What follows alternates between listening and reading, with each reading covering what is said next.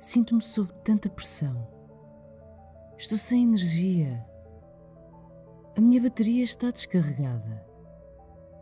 É comum ouvirmos comentários destes quando alguém fala acerca do seu trabalho. Mas serão estes desabafos simples desculpas para justificar um mau desempenho? Ou serão os mesmos sintomas de uma síndrome? A síndrome de burnout.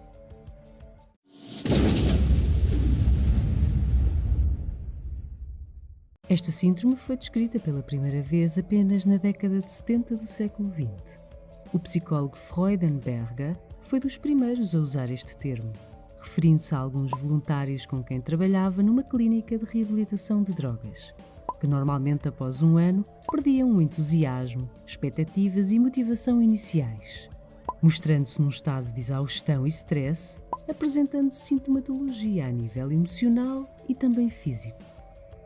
Algumas investigações posteriores foram no mesmo sentido, chegando a conclusões idênticas, como as da psicóloga Christina Maslach.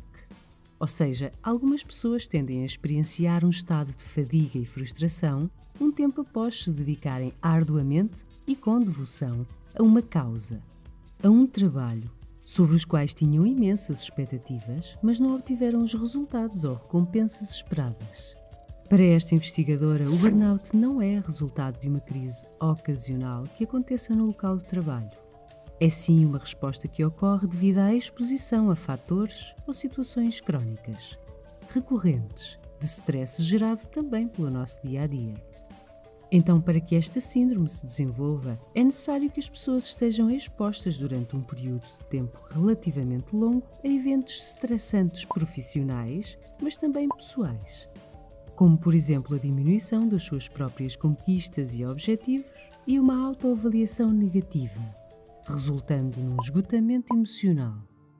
Outro aspecto relevante é que o burnout tende a ser encontrado principalmente em profissões da área social, onde se convive ou trata de pessoas como no caso dos professores, enfermeiros, médicos, assistentes sociais, polícias, entre muitos outros.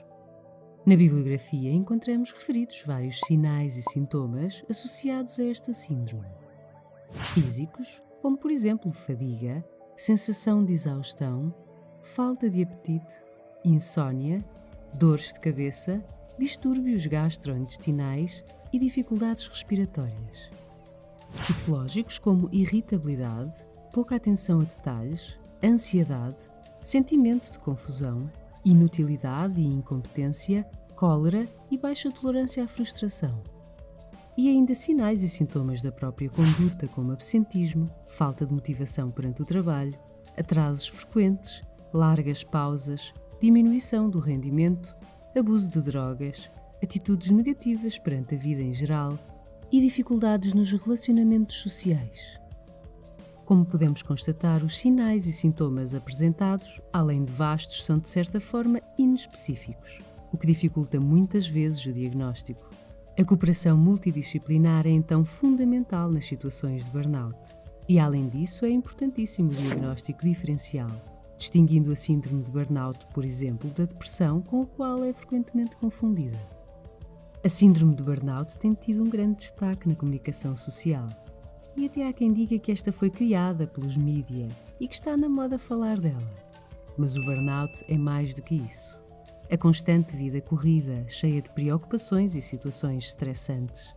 O trabalho rigoroso e exigente típico das nossas sociedades atuais imprime em nós uma velocidade alucinante e um stress perturbador.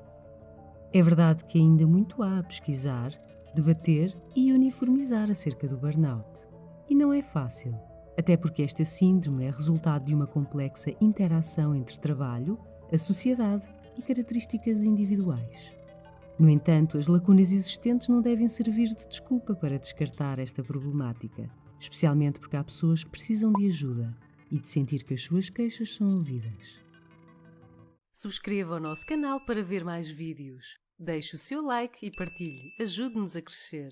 Muito obrigada e até ao próximo vídeo.